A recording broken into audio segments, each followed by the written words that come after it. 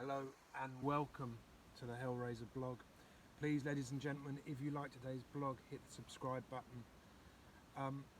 Fight I'm going to be looking at today is Anthony Joshua versus Oleksandr Usyk. It's a real test for for both fighters, but I think for Anthony Joshua in particular. He was convincingly beaten in the first fight. Quite a dispiriting kind of defeat, and I think he has to really pull a rabbit out of the bag here. He was beaten in so many different areas and so convincingly that it's really difficult to make a case for Joshua. He's the bigger guy, he's the heavier guy. I would say he's the heavier punching of the two. So maybe there's something in there if he can work out the way. My problem, I think, with the first fight, and it's not something necessarily that I think is easy to change, but that for Joshua to win, he needs to change the range that they box at, and somehow eliminate. Why I say the range? Because that will allow him to eliminate or to reduce Usyk's movement. Usyk's movement is such that he can change the range as he pleases almost against heavier, slower opponents. Joshua has come in the weigh-in like slightly lighter, but for me, listen, I'm a Joshua fan. I really think he has to gamble here, and even if he does gamble, if he I'm not saying he has to charge him recklessly, but he's going to have to be the bigger guy. He's going to have to pressure, and there's a lot of risk to that, especially as we saw that Usyk, both of hand and foot, was far the quicker of the two fighters in the first fight. And I actually think that Joshua was a little bit surprised by quite how much faster Usyk was, and I think that's why we saw him go a little bit gun shy, because he probably just thought, well, what can I do? The guy's so quick. And I actually managed a guy that boxed Joshua who told me that Joshua was really quick. But when you saw him engaging with Usyk, Joshua very quickly had to adapt or tried to adapt, and I think he realised he couldn't go toe to toe with Usyk because of the difference in speed. There's been lots of talk about how Usyk has bulked up and he's coming in, and I thought, okay, well, maybe Usyk seen that he could land his shots cleanly if he does bulk up a bit, but he hasn't really come in significantly heavier. He's weighed in, like he normally, slightly light trim, but human beings, as they get older, they do put on a little bit of weight anyway, in any case. So I don't think, the fact that Joshua's coming a little bit lighter might make him a bit more mobile, and that's definitely going to be in his favour here. But it's not like Usyk just nicked the first fight. He absolutely... It was like watching... Look, never describe Anthony Joshua as a mouse, but it was like watching a cat play with a mouse. A big mouse.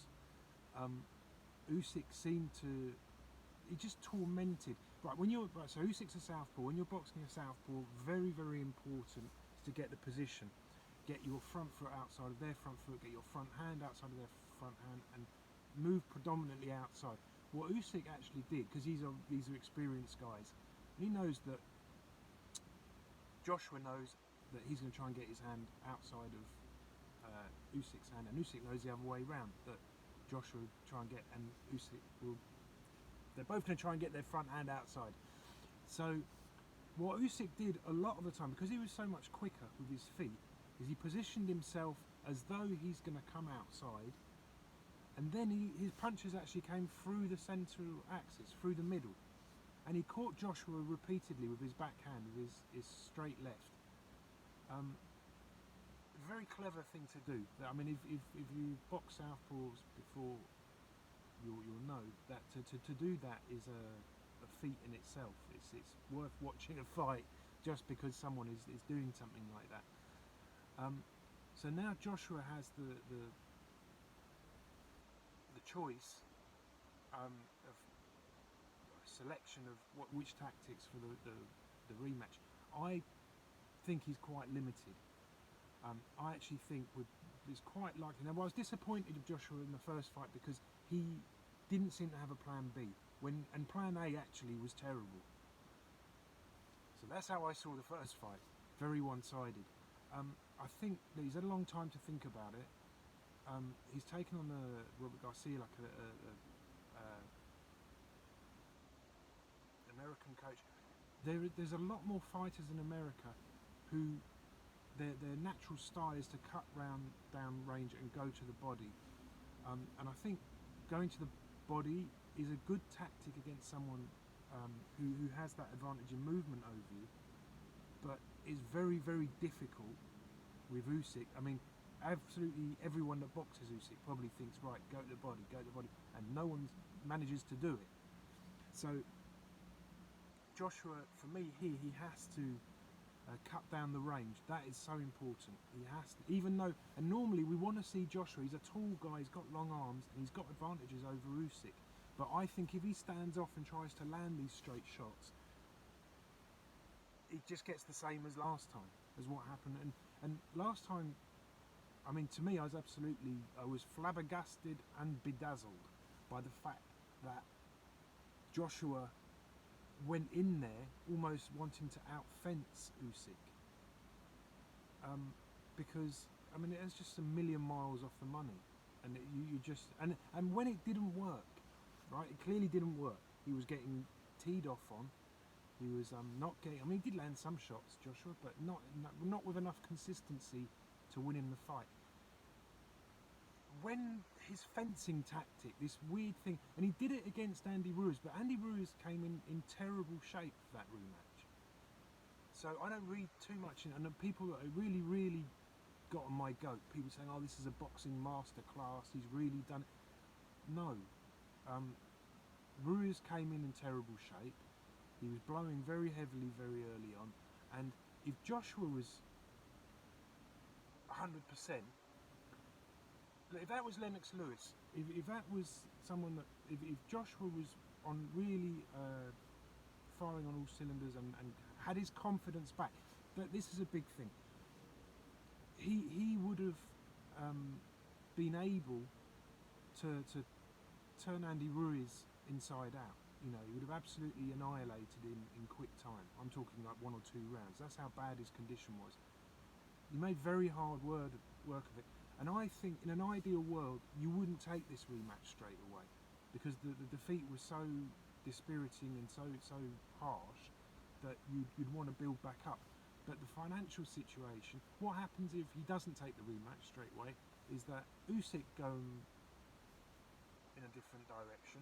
What happens if Usyk boxes, you know, Wilder or something? I mean, you've got to say, well, Wilder wouldn't stand much chance either. But imagine he fights Wilder and Wilder stops him. Then Joshua and Eddie Hearn have to go cap in hand back to Wilder. Oh, can we make the... Of course they wouldn't want to do that. So I understand why they've taken the rematch, and this is where, you know, a huge amount of money is. They've gone out to Saudi, I imagine for that reason. But how can Joshua turn this around? I think he has to go in, it's a big risk, he has to take the risk, he has to get his feet close. Firstly, because if you come in close against a southpaw, you both tend to go more square on, which actually negates the fact that he's a southpaw, because Joshua could not deal with the southpaw tactics of Usyk. He couldn't catch up with him, his feet were too slow, he couldn't, there's a whole different, he couldn't cotton on. It's like Usyk could predict what Joshua did, and watching it I felt throughout as if Joshua does change tactics, Usyk's only really shown us one thing, which was the movement and spinning outside and coming back in and keeping Joshua guessing. And knowing that Joshua was so much slower, Joshua's coming slightly lighter for this fight, a tiny bit lighter, not a lot lighter, but still that might allow him to be a little bit more mobile, which is very important. He has to be more mobile if he's going to do something in this fight. Normally you'd want Joshua to keep it long. I think if he keeps it long, he's really going to struggle again, because Usyk's movement and speed of movement is so good that he's able, we've seen already in the first fight, it's been tested, it's been proven, Usyk can move, can avoid the shots, change the angle that he's standing at and tee off on Joshua and get out again before Joshua can catch up with him. And Joshua has to do something different. I think he has to take a big risk here. So for me, he should be a massive betting outsider. He's not, because people know that people love Joshua, they support him, they will back him with their money, and a bookmaker isn't going to take the risk of taking a huge amount on one fighter. But if you take the first fight as your yardstick, is what you gauge the second fight on, I think you've got to have Usyk as a massive favourite here. And look, I love Joshua. I've watched him from all the way through from the amateurs. He was trained in the amateurs by a good friend of mine, Sean Murphy. I really do hope that he pulls this off, but it's very difficult to see how he can do it. As well, you imagine with the situation in Ukraine, I think that Usyk will feel a heavy weight on his shoulders, and he'll want to deliver that performance for his country. Let's look at some of the other factors. Look, so Joshua has brought in a new trainer who hopefully is going to help him with how to close down fighters in terms of the range, which is new to Joshua, because Joshua normally fights shorter people. If you go through his career, nearly all the opponents that he's had have had shorter reach than him, even the tall ones. And I think Joshua likes fighting tall people. If you look who he chose when he had options to choose, he generally went for tall guys that you know he could have. Here he's got someone who, because he uses that movement, he actually brings his centre of gravity down. He's lower. If he can work on the uppercut, aiming into the chest with the uppercut, maybe that's a solution. But what I want to see from Joshua is, if it doesn't work, because the first time his tactic was, listen, I try not to upset people for no reason, but listen, the tactics were appalling. They were awful. And to go into a 12-round world title fight with one, basically it looked like he went in with one tactic, which didn't work. And then what did he do? Nothing, just carried on doing the same thing.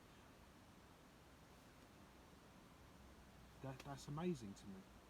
You know, he has to have a plan B, a plan C, a plan D, and he has to use the advantages he's got. I would say he's the stronger guy, he's the taller guy, so he has that size advantage.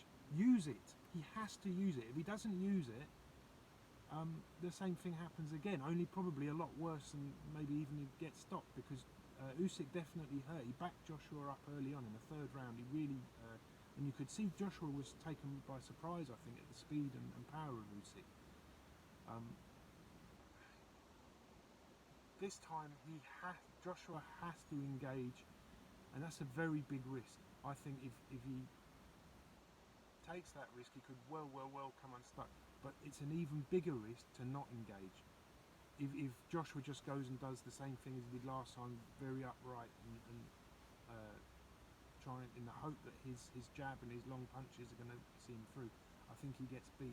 Actually, I think he gets beat more convincingly, because you could see that the last time there was a lot of opportunities, a lot of situations arose where Usyk could have done more damage, could have stood for a little bit longer and thrown more punches, but because he didn't want to get into a punch for punch situation with Joshua, he didn't do it.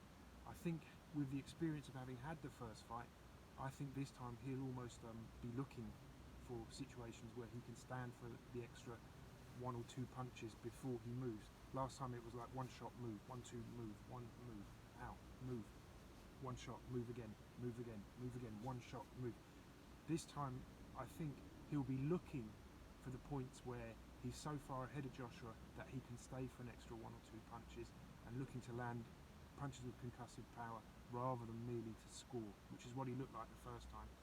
Even when he was in position to land power shots, he opted to disengage, to move away and move sideways, which he does very well. But I think here, having had that experience the first time and knowing that he has such a big edge in speed, I think here he's very, very likely to unload heavy shots in that same situation arises again, which it probably will. I mean, Joshua has come in slightly lighter, so yes, Joshua might be a little bit quicker than last time, but he needs to be a lot quicker, and I don't think that it's going to happen for him. I mean, look, if I have to make a prediction, which I always do predictions, I'm going to do one here. Unfortunately, I'm going to go for Usyk, and I think Usyk in the first half of the fight. I think Usyk in about round 5 or 6. No, I always say one round, so I'm going to say Usyk in 5, and I hope it doesn't happen. Could even be earlier. Look, I think Usyk in his mind now is going to be right. The first time that I see him do that he allows me, it's not going to be one punch and off or 1-2 and off.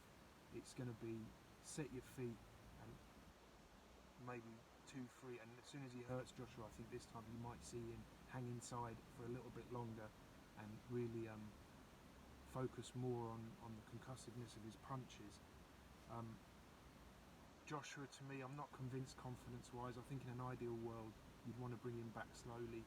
Obviously, the business side of it has taken over, and they've gone for this right away. But I think it's easy to say you're confident, and it's easy to feel it. I genuinely think that Joshua does feel confident.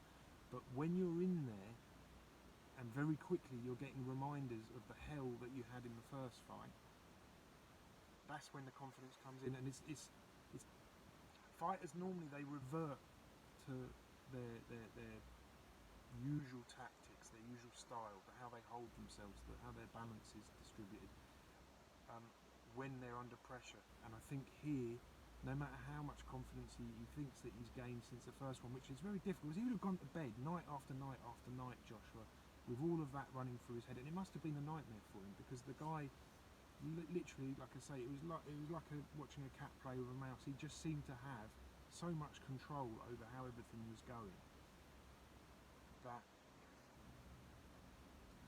that plays on the fighter. And when you go back in there, and what I'm hoping for Joshua's sake is that when that happens, when that starts to come in, he digs deep, and from somewhere he just finds that shot, that one punch, because that's what I put this fight down to. I think he's got a puncher's chance, because he can really bang Joshua. That, I mean, like I say, I've had guys that have fought him who just said that the power is amazing. And I think, right, we've got to see here Joshua land some big heavy shots. He's got to throw punches in 3s and 4s, because single punch, as we already saw, does not work against Usyk. He's too quick, he's too elusive, and Joshua here needs to get a grip of that. If he doesn't, he gets beat easily. He absolutely needs to throw his punches in bunches, and he needs to use his length. We used to see Lennox Lewis, Muhammad Ali hold out their left hand to stop movers from moving, line them up, and bench fight, and then the hand was there again. And that's something I really would have worked with Joshua in the gym if I was coaching him, because I think that is the one thing that he may be able to do, which is to actually position Usyk, force him to be right. You're there, you're on the ropes, you're staying there, you're in the corner, you're staying there. Even in the centre of the ring, just gain inch by inch, trying to get closer. And like I said, this is foreign stuff for Joshua, because normally you see him, and the correct tactic is to keep it at long range, but because of the gulf in movement and speed, that isn't going to work here. He can't keep his normal tactics. He's going to have to take that risk. I hope for Joshua that he can pull this off, but as a betting man, I've got to say my money is actually on Usyk inside the distance. Alright guys, thank you for watching the Hellraiser blog. I've enjoyed doing it, first one for a while. I'm hoping to do more, but obviously, you know, we can see what's going on with boxing and the coronavirus impact that it's had. My life has changed a little bit, and getting back into the boxing. I'm still managing some fighters, and I'm enjoying that. But hopefully we'll see a bit more boxing content on the Hellraiser Boxing Tube. Please, if you enjoyed the blog, subscribe, and I'll see you very soon. I'll no doubt be doing a review after the fight. Anyway, cheers for watching guys, and I'll see you again.